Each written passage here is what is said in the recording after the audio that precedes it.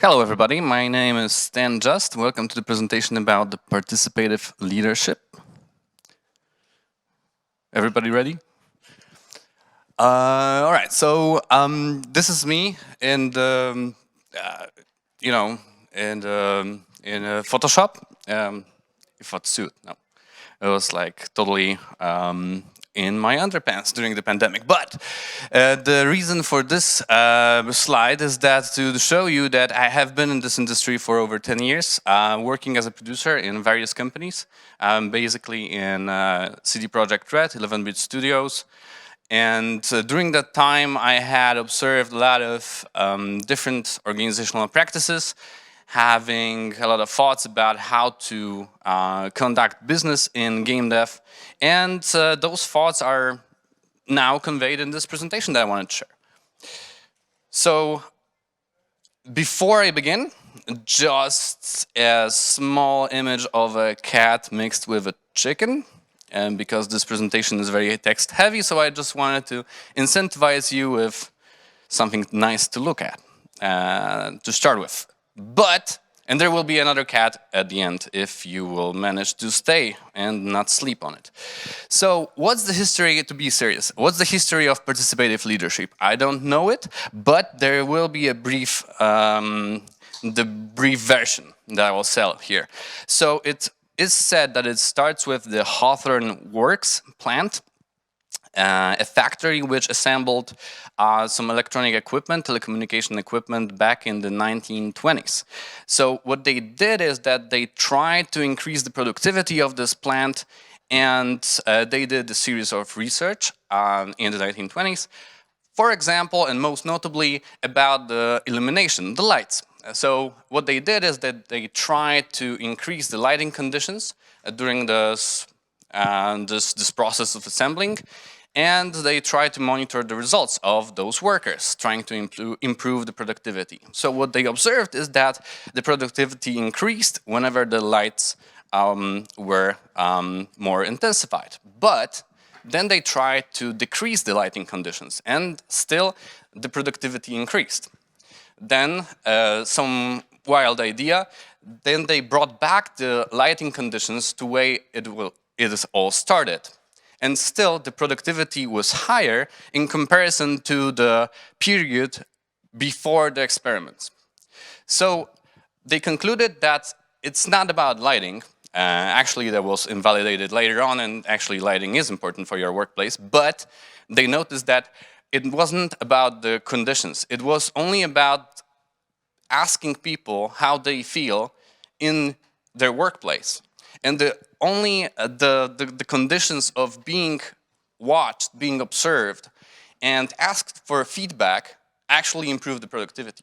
So this feedback and reinforcement kind of a thing was the beginning of a thinking where we, in an organization, we can engage people more in the decision-making process and actually benefit from this. So that was 1920s, 100 years ago. Then those theories got more and more complex. Kurt Levin tried to categorize the leadership styles in categories like authoritarian, participative, delegative. I'll dig deeper into this in a second. Then a bunch of different researchers added more and more categories, more and more complex names for them. I will stop at this guy, Gary Yukel, who had identified and categorized the leadership styles into 4 categories: Autocratic, Consultation, Joint Decision, and Delegation. And I will be focusing on those during the whole presentation. So later on, for example, the one that's particularly missing in this split is democracy, but I won't go into that, since I won't recommend that in your organization as a game dev. I don't feel that's the valid way to do so. And I do like this theory. It's 50 years old, yes, but I do like this theory particularly because it has those categories formulated in a very intuitive, easy to understand way. And it's easy to relate to and easy to explain, not overcomplicating things. So This is a spectrum of participation. Just think of it as a spectrum. So autocratic is a way of taking decisions without any consultation, without any participation of your subordinates. Consultation is when a leader asks for opinions, but makes the decision on his own. Joint decision is where the fun starts, because you can not only ask people for opinions, but you can also ask them for ideas. Those are specifically needed and used for open-ended questions, and you can engage your team, your subordinates, in the decision-making process. And this is where the participation really flourishes. And then the delegation, so you just delegate stuff, the person responsible for it is taking care of the rest. So, what's cool about the participation, my presentation asks. Before I get into that, let me just draw a little bit of a context here of my organization. So Covenant.dev is a small, relatively small company, started in 2020. We are over 20 people internal and 60 people externally. We're working on one title, and right now it's called Gourd. It's an adventure strategy game. The way how we operate on a weekly basis is that we, at every beginning of the week, we gather around the whole company, across departments, and set up our personal challenges for this individual weeks. It's not the full list of tasks that we will be doing, it's the most important challenge that we will be facing, each of us, at this particular week. What's important about it is that everybody is equal, so I'm starting it, so whenever I'm just starting the discussion, I can say that, yeah, I need to fill out some boring report or do some sort of a review as a CEO or a game director, but that's the same sort of task that any other member of the team can have. It's just a different role than I'm taking here. So here we're just setting up the challenges for the whole team, and the second thing important about it is that it's public, so it's not hidden. It's not like my individual board that only I see it as an employee. It's something that is made public through this joint conversation throughout the team. So that's how the week starts. And by the week's end, we have a bigger meeting where we not only report what happened, but also show it. So each and every member of the team actually shows off to all members of the team what's the result of his work in the given week. And that setup actually allows us to have multiple benefits related to participative management. So in this setup, especially in those Friday meetings, gatherings, what we are doing is that we are making all of the results of the particular team visible to everybody across departments. So what that spawns is that it spawns a lot of more feedback that each and every member of the team could have, apart from me as a supervisor or my leads as a supervisor of particular people. You can get feedback from across the team on a weekly basis. So whenever you've got the initial feedback from me, for example, at the beginning of the week when you finished your task, then you're waiting just a couple of more days and you're getting more feedback from the whole team. And sometimes it gets really, really interesting and it spawns a lot of ideas and also better ideas than I can have for improving the quality of each and every result on each and everything that we are doing every week. So imagine a situation that somebody is doing an image, an illustration for a game, and then I'm giving some feedback on Tuesday, and then the fixes are being implemented on Wednesday, and I think that the task is closed, and then on Friday, a programmer, for example, raises his hand and says, yeah, but I see here that we could add, I don't know, some birds here, and this is broken, this part on this illustration, and we all are going like, yeah, we kind of missed it. Like we went through like a bunch of iterations on this illustration, as an example, let's say, and still we missed a lot of things. We could improve it, and we wouldn't have that situation if we wouldn't have those meetings. People, especially if they are responsible in the particular area of business, they are sometimes strongly biased, not only with the father effect. So if somebody is doing the tasks, he has like a very emotional connection to his work, and he has a very, he's trying to do the best he can, and he wants to do it as fast as he can. So after some iterations, he's just, I just wanted to get over it. So he's accepting some results, maybe on a lower quality. Then there are supervisors, but supervisors sometimes have also the same bias. So the more people you engage in feedback and this sort of like iteration process, the higher the quality of the results. And if you do it on a weekly basis, then the quality rises really, really high. And you're not doing anything, especially costly. You're just asking your own people for feedback. And what's important about it, you're kind of trying to unleash the creativity of all the people you've got, not only in this particular department. So like art people are feedbacking art people, and that seems to be reasonable because they know their stuff, right? But we are all gamers. We employ gamers. So each and every gamer, regardless of their position in the company, actually can have a valid feedback to anything. And that works. So we've got, on the organizational side, this system gives you more ideas, better ideas, especially if you're not omnipotent person who knows best how to fix stuff and improve stuff. Then people, and if you're a smart leader, you should actually employ people who are smarter than you, more intelligent and more professional in their fields. The people can improve that even further. Then on the informational side, I will go through the whole column here. On the informational side, you've got far better information distribution, and that improves communication. The usual issue that you run into when doing a game dev project is communication issues. Because usually when the stand-ups happen, they are only like, I would say, like text-based. So somebody goes like, yeah, I did this, and the other person goes, yeah, I did that. And you're just kind of like turning off after a third person. You're just not listening to them.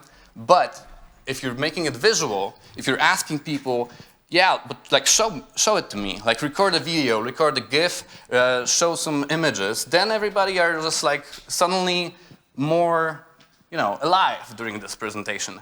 And that also spawns a lot of additional remarks in regards to the cross-departmental issues that you can run into. So for example, imagine a situation that a designer goes, yeah, so we've changed this thing and this feature, so it works totally different right now, and now the guy behaves in a certain way. So when the designer shows that, then the programmer goes, whoa, that totally breaks my system. And in this case, we wouldn't have that interaction if not for the visual presentation of this result. If the designer just goes, yeah, I just improved the system, programmers go like, yeah, okay, like maybe it will work. But when you see it, you can actually see a lot of problems popping up pretty early. So it helps in the information distribution as well.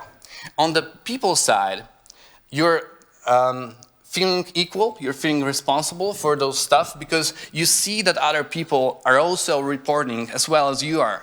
So it's not like everybody is just looking at juniors and what they produce because they need to prove themselves. No, like I'm the CEO, I'm the first one to actually show every week what I was doing, whether I was wasting time or not. So that's also something that really, really helps in recognizing the company, the organization, as a group of people trying to achieve a certain goal together as a team. And what's really, really cool about it is, this is a common thing of organizations that are striving to be called turquoise, is that the organization is able to perform even without a leader. Because there are such systems in place that even without me or even without higher management, the team will still know what's the system, what's their way of working. So even without the supervisor's feedback, they will still get the feedback from the whole team and still improve the quality, still move forward with the project, still make decisions. So there are benefits on both sides.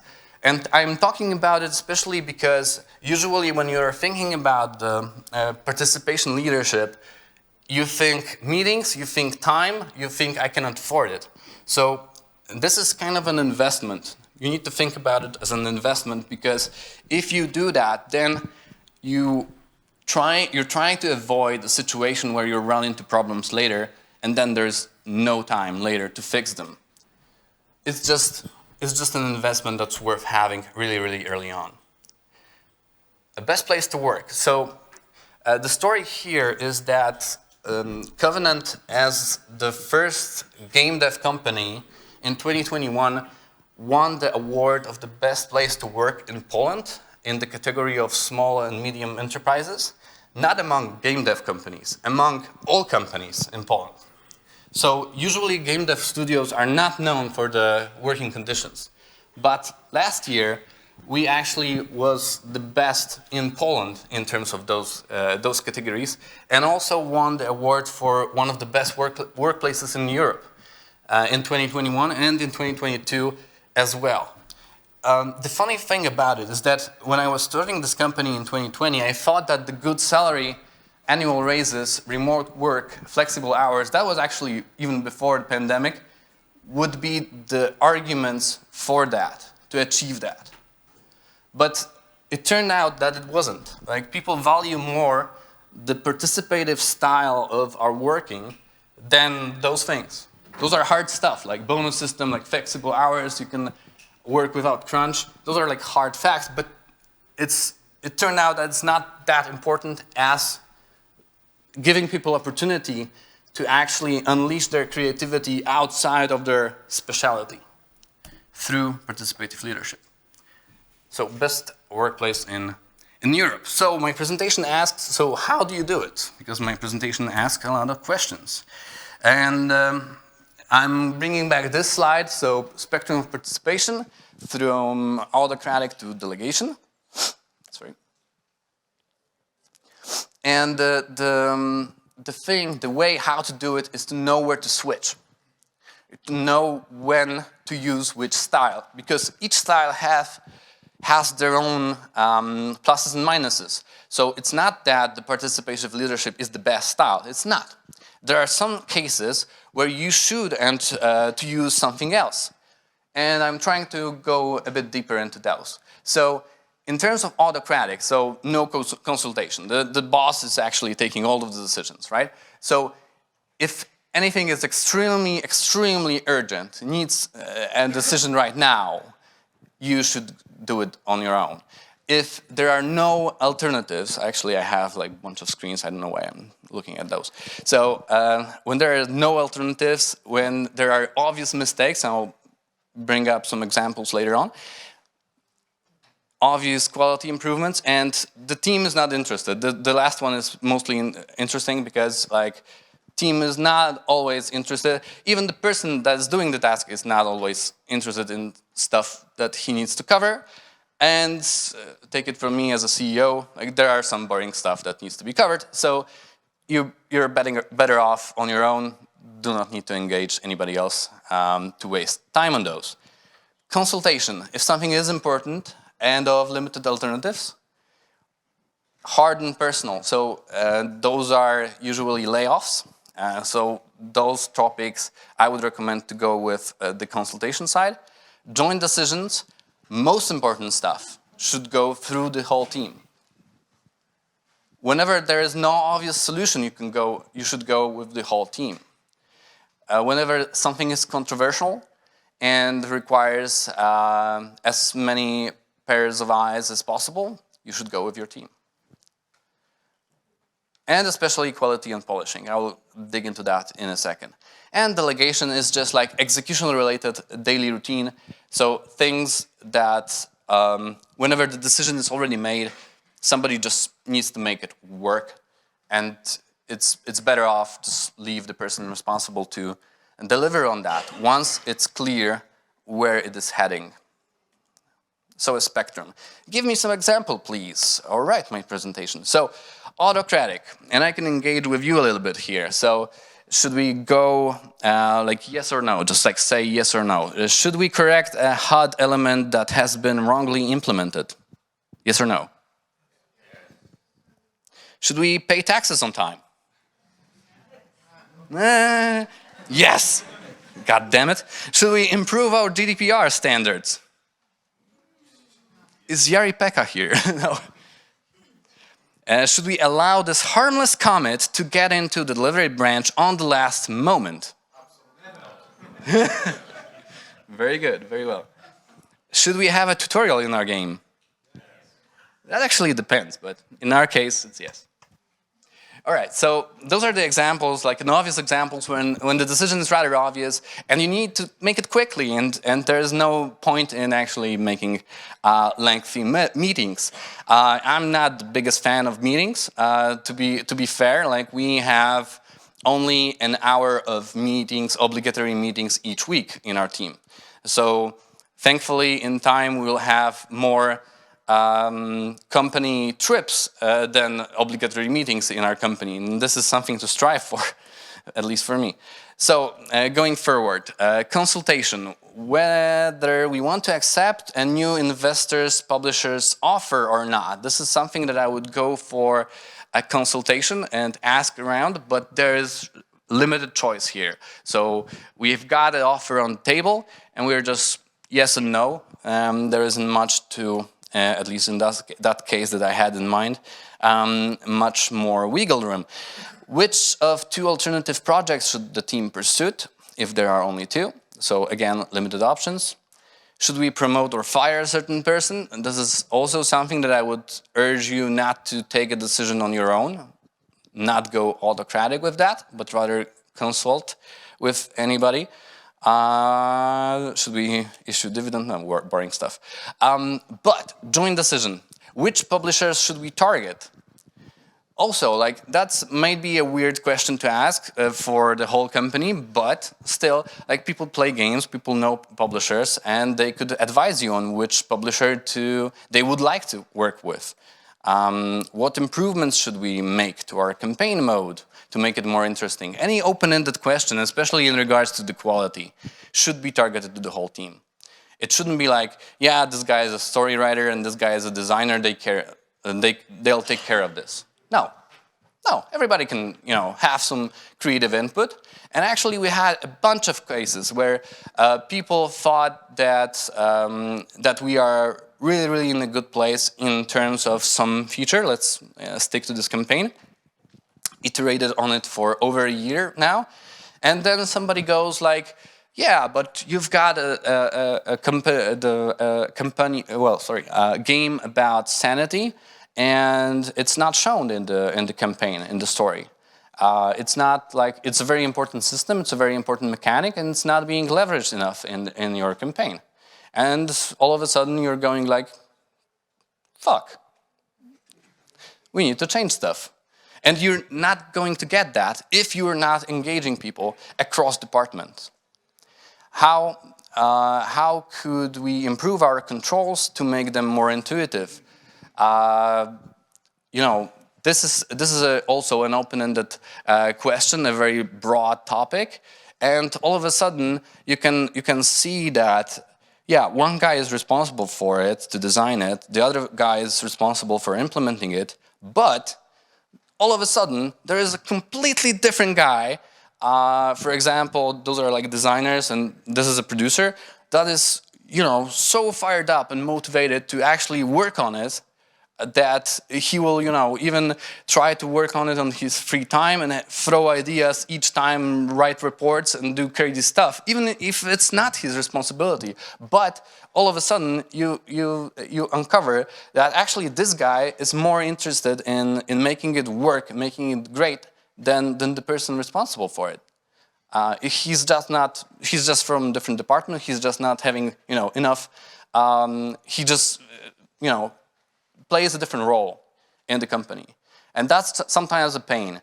When you're in a company, especially in a big corporation, you are, very specialized in the field that you do, and the people are starting to think about you in a specialized manner. So the guy that is doing production is the guy that's doing the tables, he's doing the notes, he's organizing meetings, right? No, he could be the guy that has the best ideas how to remap your controls for the game. But you're not asking the questions. If you're not asking this question, then you'll never know. And you could lose on that because he's on your payroll. Are you sure that the content of your game is not offensive to anyone? And this is a great question to open up for anybody that you can reach. Because there are, as diverse people they come, the narrower you look, the worse you'll get. And is it worth implementing this feature? Sometimes this question is very problematic, and people also tend to give you very good advice on what they think about it. Delegation, this is rather easy and intuitive to understand. How to map textures, how to optimize shaders, how to gather data, etc., etc. So those are like tech things. Usually and specialized things. If we know that we want this kind of quality and this kind of a performance, like we don't need a meeting to ask people about it, how to do it. They need to figure it out in their smaller circles. So what's the catch? Presentation asks, because presentation has like weird voice. So you need to interact with your team. So that's the catch. You need to openly share information and knowledge about the project.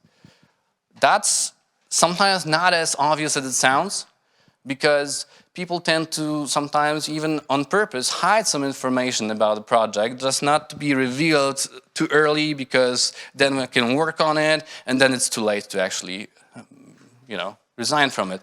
So openly shared information is also very important and needed for this system to work.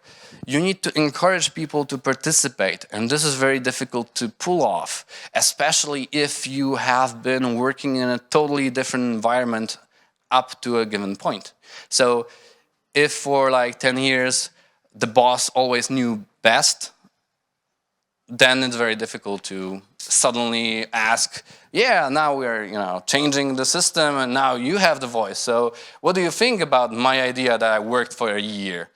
And the employee is going like, yeah, it's great. No, it's not. Like sometimes our ideas suck. Like, for example, I'm a game director, and I've got, I have to have like a bunch of ideas and a bunch of solutions to different problems. And sometimes they suck. Like sometimes they really, really suck. And if I won't have my team to actually tell me that this solution sucks, that would bring us to a very, very poorly done game. Communicate decisions. This is something that we worked on for years now, because sometimes some decisions, when you're talking about certain stuff and everybody has their own opinions about it and you're ending the meeting, sometimes people just go out and they then don't know what's the final decision. So this is also a part that you need to take care of. The final decision also has to be communicated clearly at some point. So you need to do that. You need to give up some of your time, and I'm emphasizing that it's an investment and you actually will save time later on, and power. And this is more problematic. When I was giving the presentation Promised Land, when somebody left, I said that one of the kittens dies. But it's not dying, so. Give up power. So power, like usually the people that are in charge of stuff, they have like a big ego that they need to defend publicly, and it's very difficult for them to give up this power. So if you want to do that, you need to go for it. So, whoa, presentation again with the voice. How can you afford it to lose this time and power? Well, it's like 21st century, and we've got a bunch of methods to mitigate that. So we can use chats, we can use internal discussion groups if you don't want to do a bunch of meetings. We can do synchronous meetings. Our team is 90% working remotely, so usually those meetings are quite easy to set up right now. Encourage people to suggest solutions, but also follow through. I had this discussion yesterday that how to, and that's a follow-up for this, how to encourage people.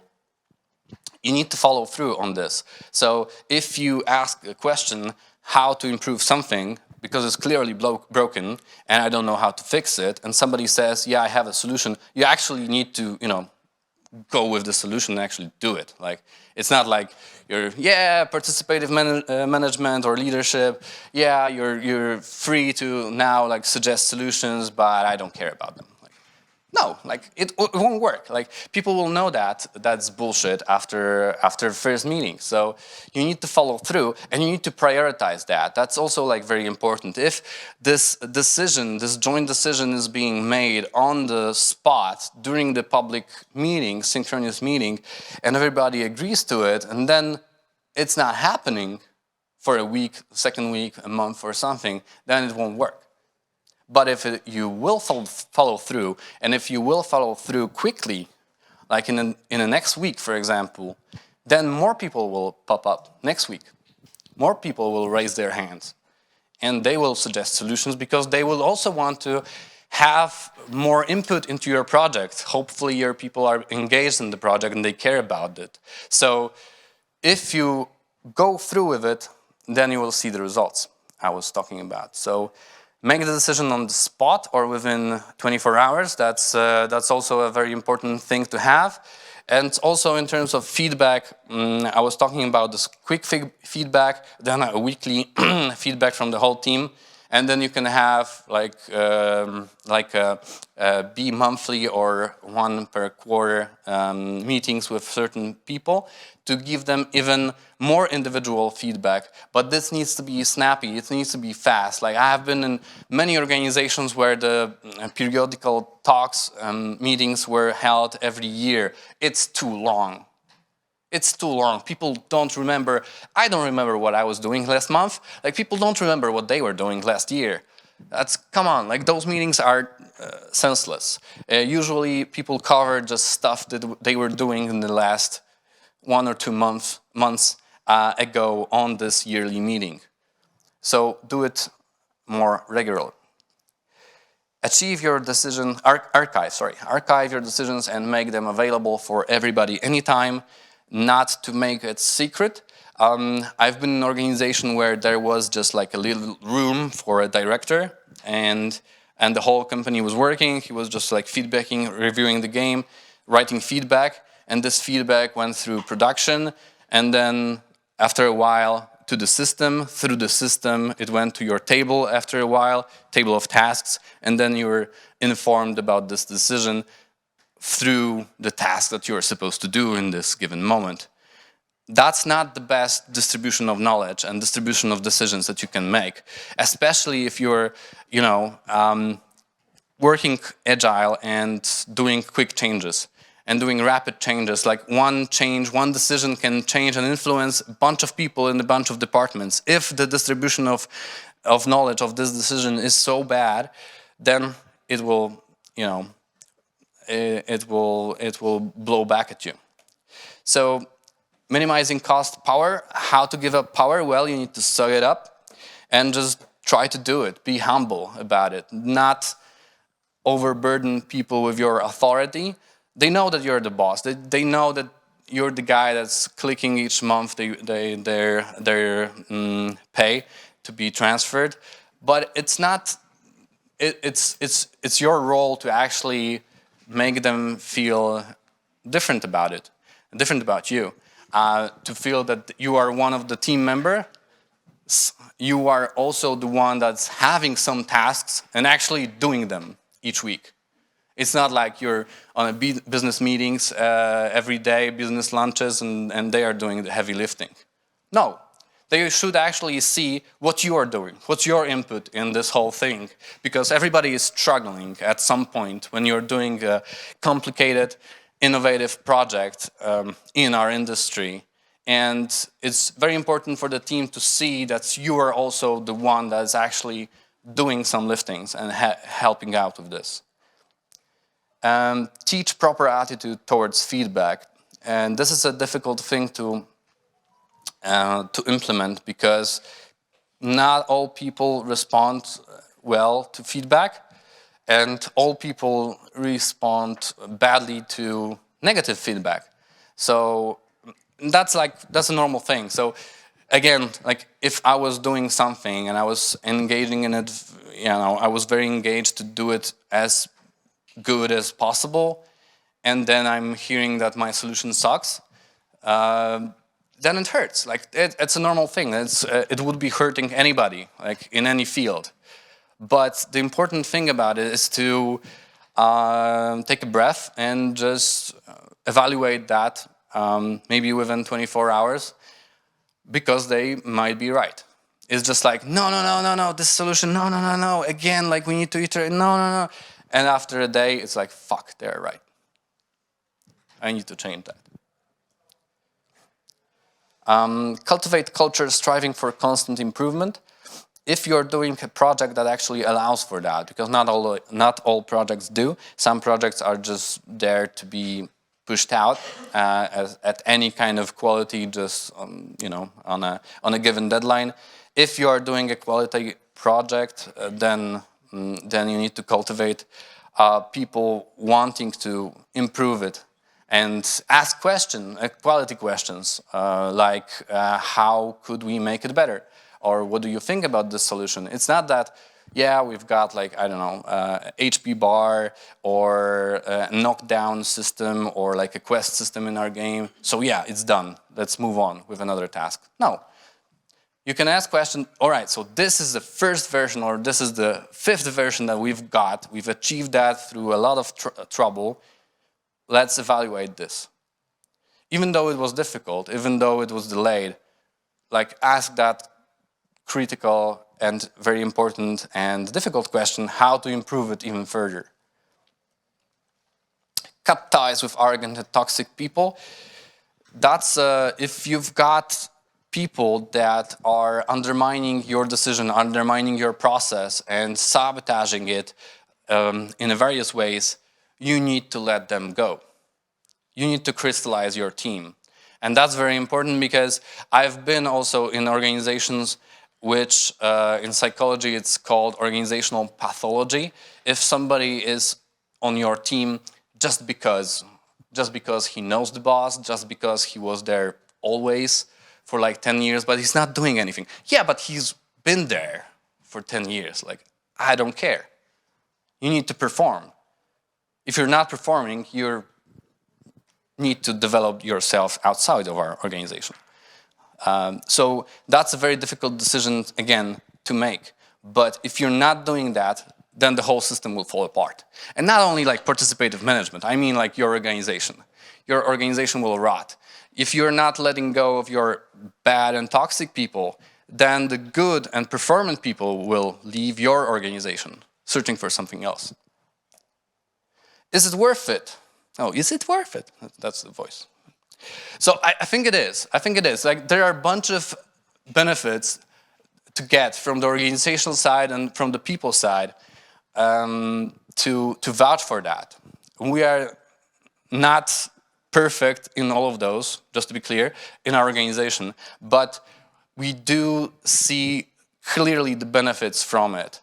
Like, we are currently, I think, not only because the conference, but we've got a very important milestone in the next month, so we suspended this for a week now, and I'm already like on my withdrawal syndrome. I need my team to feedback some stuff. Like, so probably we'll actually like reverse this decision and actually go back to it in the next week, because this is really, really important for us as a process to have. And again, like the formula, because the presentation is about how to use this, how to leverage this in making your workplace a better workplace, and a workplace in which people are feeling valued and want to actually use their creativity and knowledge and ideas to make better games, Like, this is the formula. So you just need to open up for the potential that your people have in your team, easy as it sounds, and then provide some flexibility and decent salaries. And there you go. It's not that difficult as it may seem. So that's all for today for me. I'm open for any questions if we have time. I haven't seen any cards, but I haven't been looking at you, so so there's the cat, if you're interested.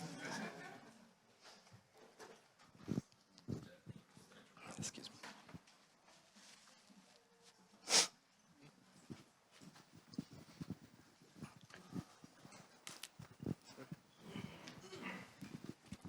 Now we need to get serious. Hello. Thanks for the talk. I have a question related to those types of decision, like the autocracy, consultation, etc. Of course, you give some example, but I still assume that it needs experience and a leader rule until you know when exactly you need to use which type. But do you have any advice for me as a, let's say, a guy who just starting his journey as a leader? When actually I use which one? I mean, I assume it's just trusting in myself, yeah, in my that my decision will be right. But is there any, I don't know, better idea when to? Because for now I mostly want to consult everything because I'm not sure if my decision is all right, if I don't missing something, etc. So do you have any advice for that? How to? Yeah, I would say that it's a good starting point. Just ask in every case. But if you're not fine, because if you do that, then, so it's here. Because if you do that, then you will see that some of the questions will be just asked, answered, like on the discussion panel yesterday. Like, yeah, that's, this. And that's all of the discussion that you'll get, because it's an obvious, a solution. So after time, you should see that some things are being cut really quickly. So one person says, "Yeah, the option A," and everybody goes, and that's it. Like, that's the whole discussion. So that's the way. And the second way, I would tip you, just if you want, just use the cheat sheet. So that's the cheat sheet. If something is urgent, then something is important, use this. So you can use the slide number 24. Okay, thank you. I remember this number. Have it on your desktop or whatever. Okay, hello. Yeah, for me, most of this stuff you mentioned, especially regarding team meetings, it reminds me a lot about agile methodologies, but I'm curious because you barely mentioned this name, right? I think you mentioned only once. Then so yeah, my question. Didn't want to bore you with theory stuff. I knew the theory quite a lot of years ago when I was studying psychology, but it's not important for me at this point. Like, for me, it's more important to give you guys and tip you guys on when to use what, regardless how it's called in various methodologies. Okay, so yeah, I have several questions. One is, do you use any framework, like agile framework, like could be Scrum in your company? Not orthodoxly.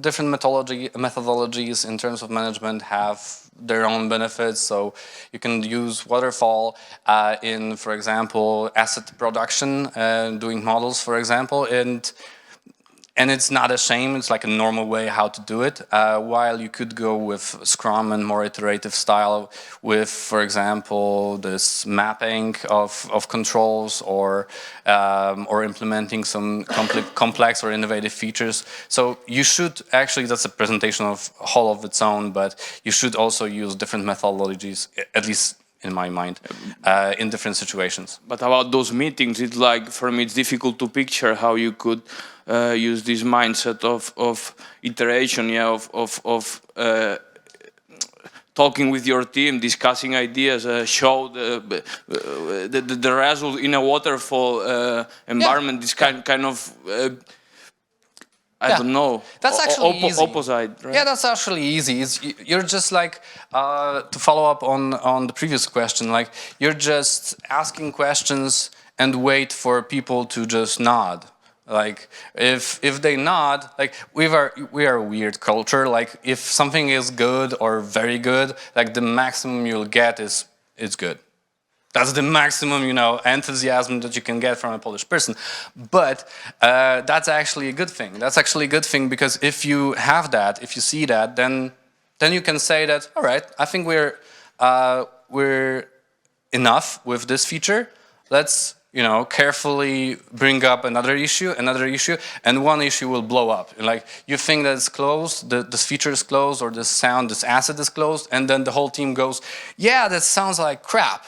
Like, yeah, but we've iterated on this for like 7 times already, and that was just like a sequence, like a waterfall method. And so we did that. We did a brief, and we did some modeling, prototypes, etc. We ended up with a final result, and the team goes, "No, we don't like this," and then you iterate. So actually, this isn't a difficult decision.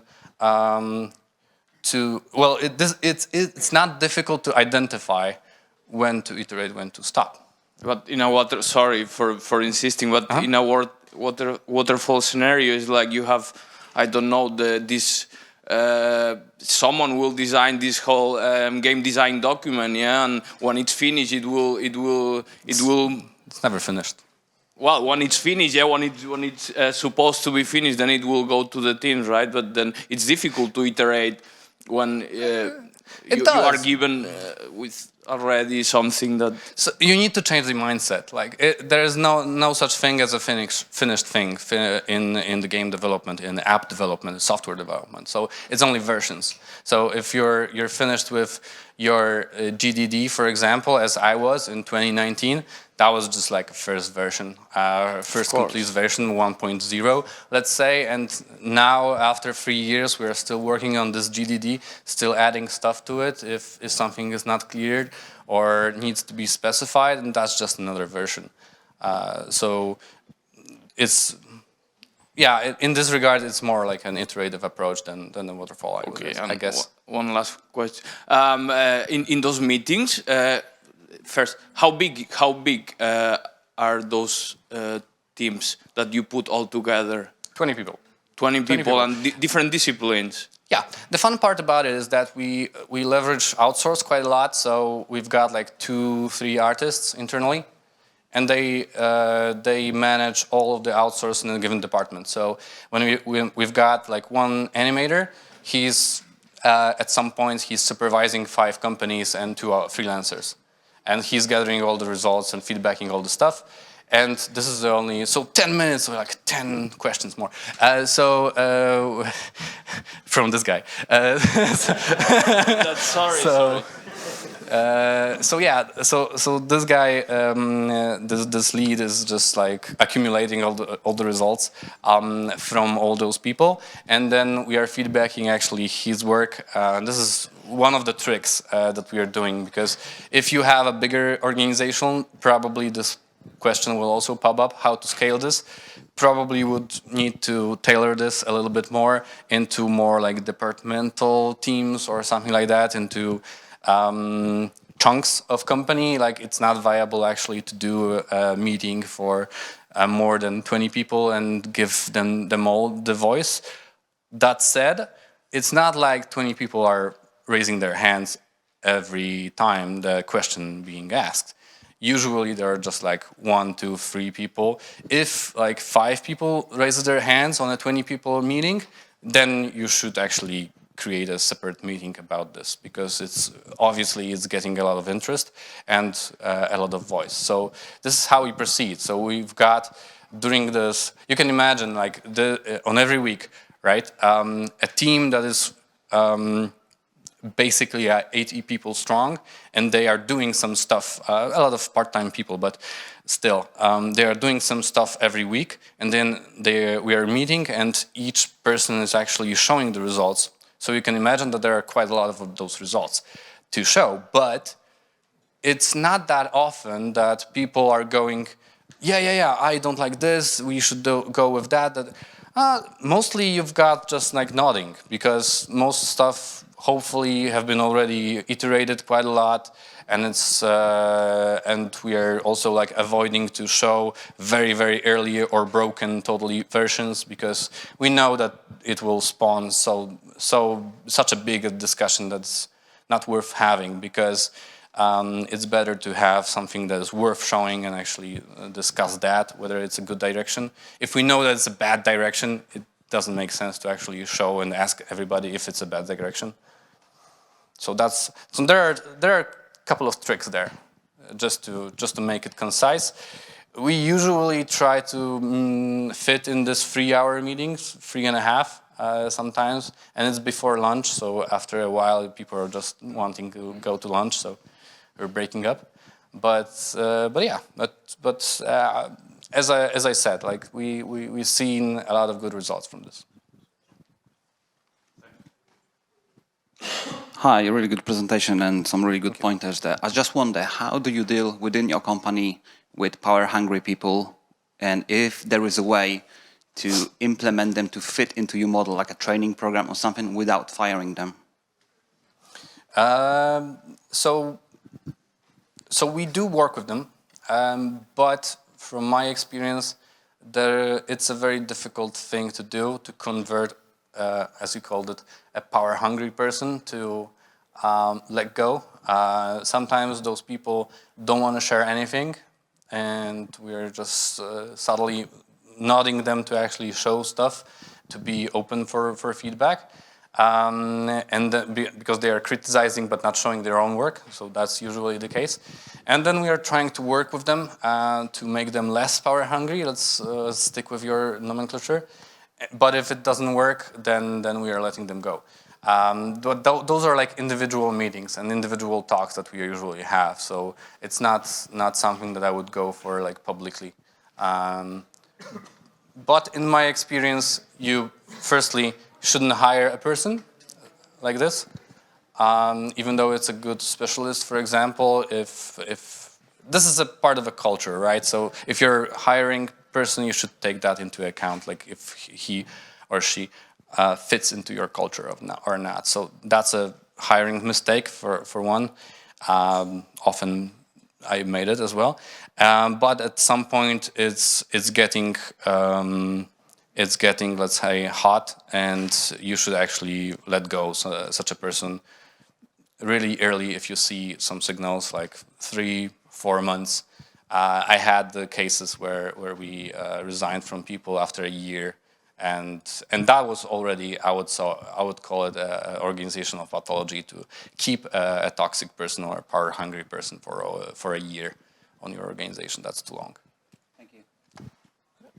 Hello, man. I have 5 minutes remaining. 2 questions for you.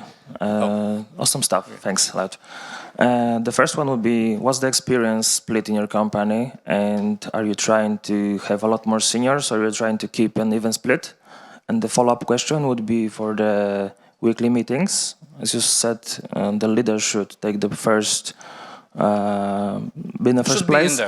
But then, do people react better to experience-based hierarchical order or random one? We have like totally random order. I don't know why we set up this order of reporting as we did. I think somebody just like put it in the table and we just stuck with it.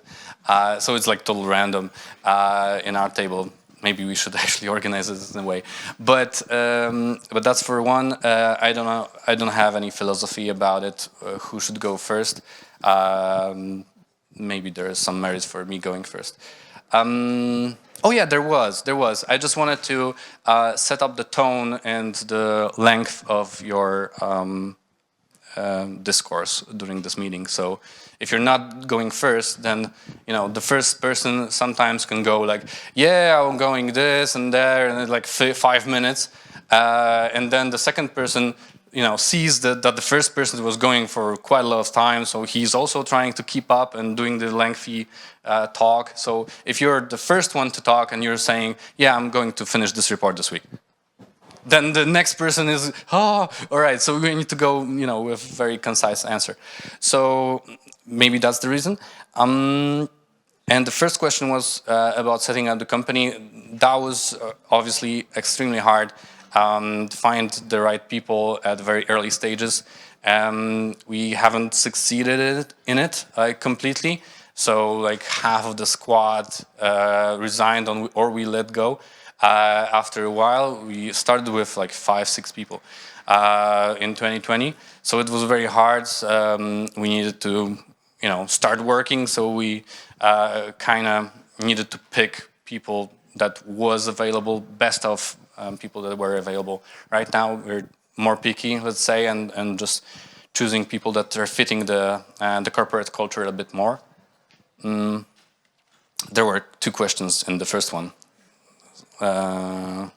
So that was one about starting, but it's very important to actually start with this. If you start with this, then it's really, really easy, because the newcomers, they come in and they see the standard. They see, for example, that it's a normal thing to do to report everything on the work logs, to log every hour of your work in the system. It's a normal thing to speak up during those open meetings if you dislike something, even though if you are a junior and the solution suggested is coming from a game director, this junior might be right. And if a junior newcomer see that this is standard, then he will react accordingly.